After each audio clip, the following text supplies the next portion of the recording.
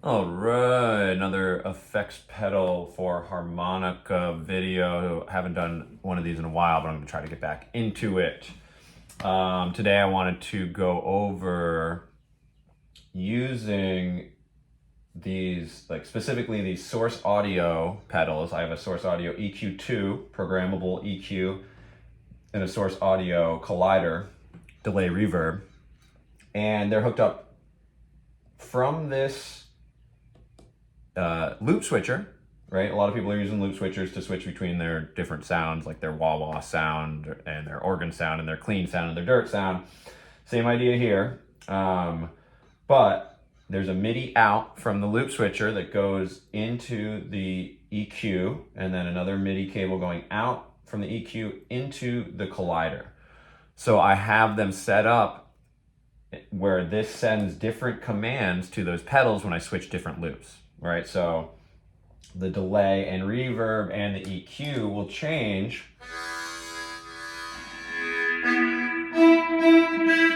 when I change loops.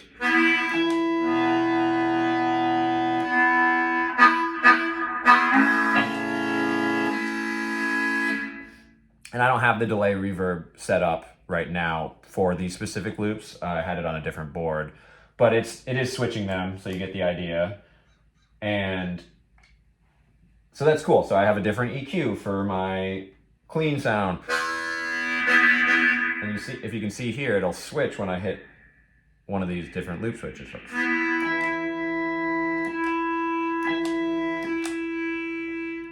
Where is it? There it is.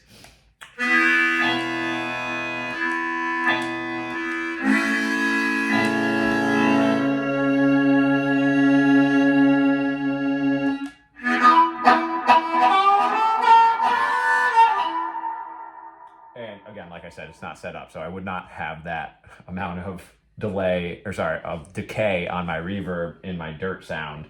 It's just what signal it's sending it right now because I haven't switched it around. So that's cool. You get different EQs, different delay reverb combos. Like I'll have a bigger reverb for my organ sound.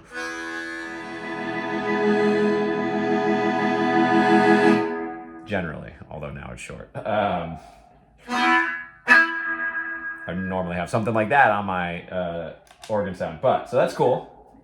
The MIDI changes the different settings, and you can go from different, there's room, hall, spring, plate, shimmer, E-dome, swell, all different reverbs on that one collider pedal, and then there's another 6 or I guess 5 delay types, so you can change between different delay types and settings. So that's cool, but the geekier thing that I wanted to get into was using an expression pedal.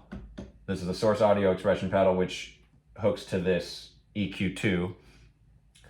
And I think it's the only one that does hook to it. Like I couldn't hook my other expression pedal that controls the speed of the Leslie. It was not compatible with the EQ2, so I got this other one. But with this, I can sweep different frequencies. If you can see that, it sweeps different frequencies up and down when I go toe down or heel down, right? So it's kind of like on my organ setting, it's kind of like pulling the bars in or out, the organ bars, or the stops. I think they're also called bars. I'm not sure, I'm not an organ player. So I'll step on this expression pedal to give me the speed, to give me the fast speed of the Leslie for my strum and Lex. And then when I press this down, it's gonna pump the dB up. I'll turn this off so I'm not getting robot noises. Pump the dB up of certain frequencies on the EQ2. So.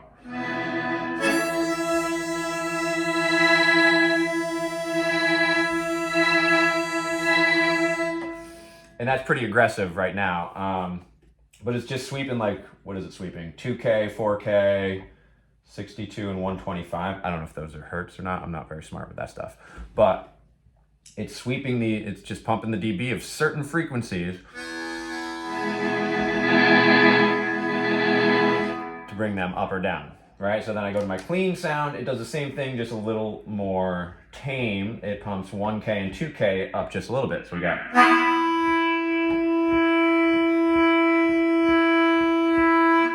So the application for that one would be more like, you know, that's just making it a little louder, a little clearer. So if you're playing a low F, right, that it's not going to cut as much as a C harp or something, or a high F, even that cuts maybe too much.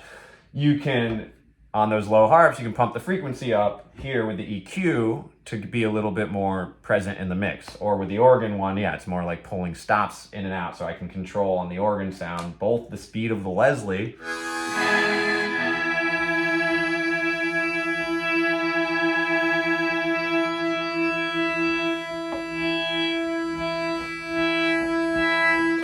and the frequencies that are kind of popping and shining through.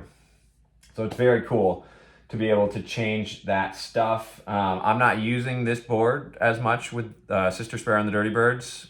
I'm using a much more stripped down setup with bullet mics. But for this stuff, I always use Blows Me Away Productions SM57 when I'm going through effects pedals. And I always use Hohner harmonicas, generally the... oh, this is a crossover. I thought this is a deluxe. Generally the deluxes, but also crossovers, some special Tonys, whatever. They make great stuff. So